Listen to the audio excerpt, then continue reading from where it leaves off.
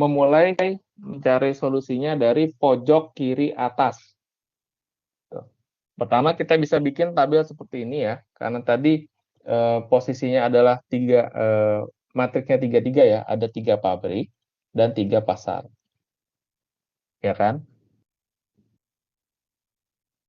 Bentar, biar bingung, entire aja deh.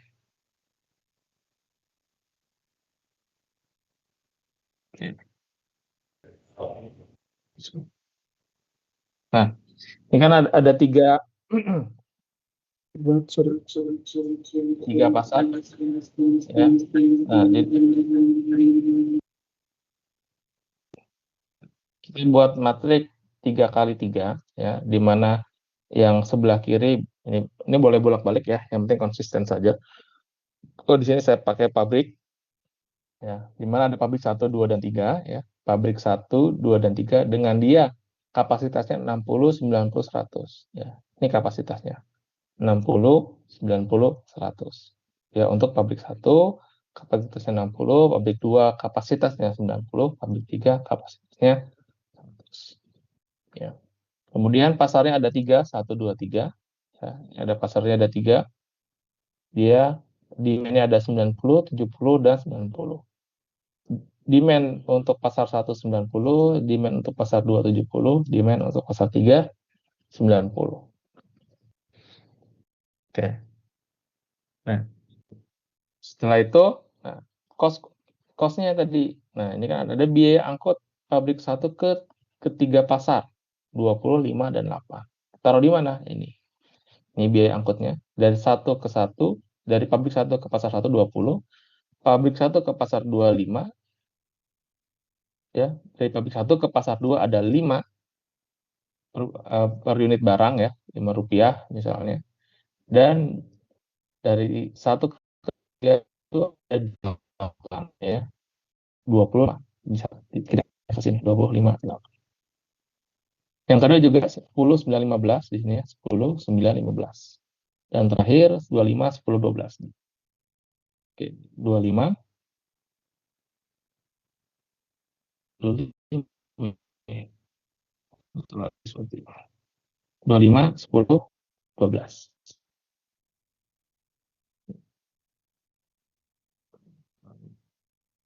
12. Jadi key-nya 15 ya. Nanti ininya saya ganti aja deh. 11, 12. Ya, oke, ini saya ganti 15 saja, biar nggak ngubah yang sama aja. Ya, ini kita persiapan ini dulu. Ya. Persiapannya ini. Kalau ini kan karena ini menghitung nanti ini kali ini, tambah ini kali ini, tambah ini kali ini, tambah ini kali ini, tambah ini kali ini, tambah ini kali ini, dan seterusnya. Ya. Nah, nilai X1, nilai X yang di sini ya, X1, X2, ini yang variabel keputusan ini, atau tabel ini, X1, X2 itu, di mana posisinya di sini nih? Nih, ini yang kita cari. Diganti warna ini.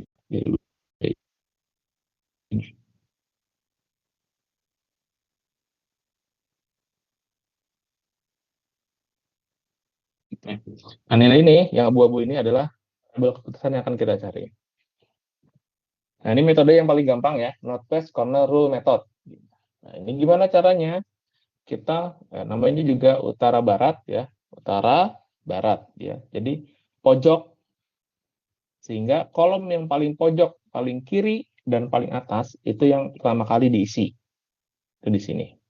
Ya, atau di sini. Ya, ini yang pertama kali diisi. Ya. Sehingga kita lihat demand-nya ada 90, supply-nya ada 60.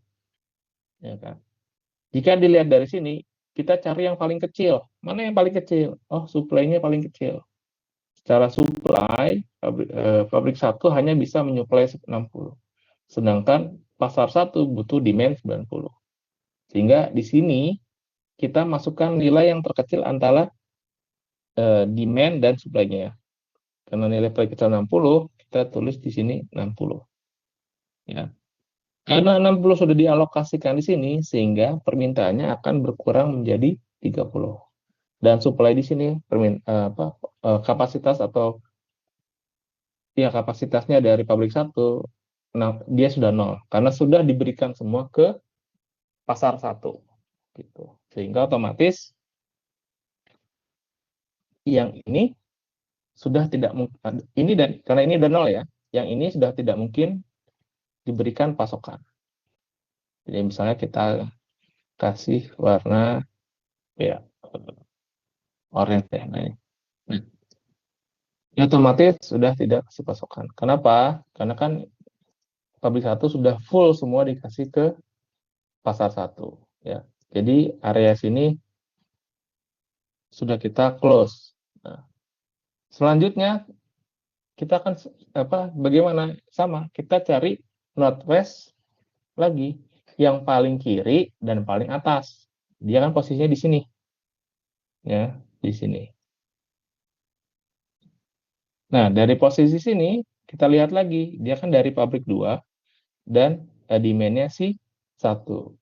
Yang dilihat mana? Yang pasti kalau demand 1 dia yang 30. Kenapa?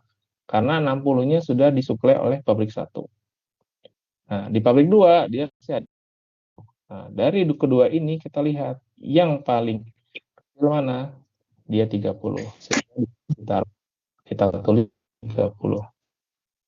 Karena ini sudah di 30, otomatis semua permintaan pasar 1 sudah selesai.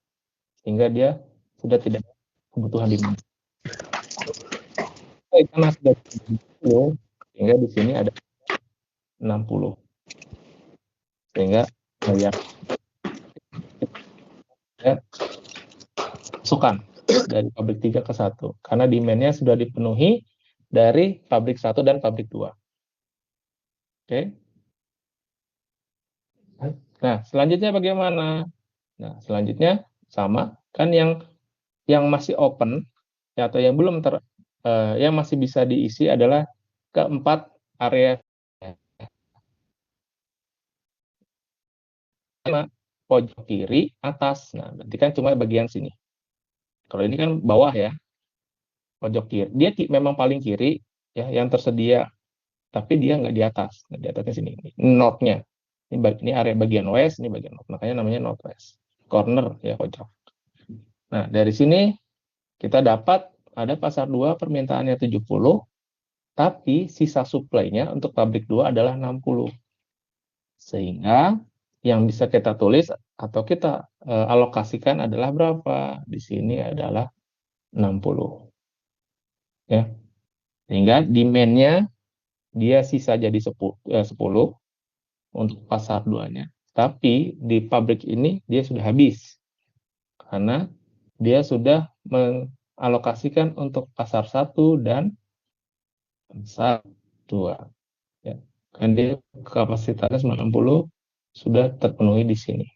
Sehingga otomatis yang di sini tidak mungkin ada alokasi lagi. Nah, karena sudah sisa 2 di sini, ya kita cari tetap ya northwest, kita pojok kiri atas, ya yang ada paling kiri, sini satu baris ya, yang paling kiri adalah di area sini. Di sini masih ada kebutuhan 1 dan ada stoknya 100, sehingga di sini kita tulis 10, ya sehingga di sini 0 permintaannya. Nah, ini ada sisa 90 dan terakhir cuma tinggal 1 slot, dia butuhnya 90, supply-nya 90. Jadi kita bisa langsung taruh di sini. Di sini sudah 0, di sini sudah 0, habis. Nah, ini jawaban pengalokasian menggunakan northwest corner. Cara bacanya gimana? Ya, pabrik 1 menyuplai 60 unit ke pasar 1. Pabrik 2 menyuplai 30 unit ke pasar 1 dan 60 unit ke pasar 2. Dan pabrik 3 menyuplai 10 unit ke pasar 2 dan 90 unit ke pasar 3. Nah, total biayanya adalah 3.220. Ini didapat dari mana? Didapat dari perkalian antara alokasi dengan cost-nya. Ya. Jadi kalau manual, kalian akan menghitung misalnya 60 dikali 20 ditambah 30 dikali 10, ditambah 60 kali 9, ditambah 10 kali 10, ditambah 90 kali 12. Nanti hasilnya adalah 3.220. Seperti itu. Ada pertanyaan dulu? Di northwest corner.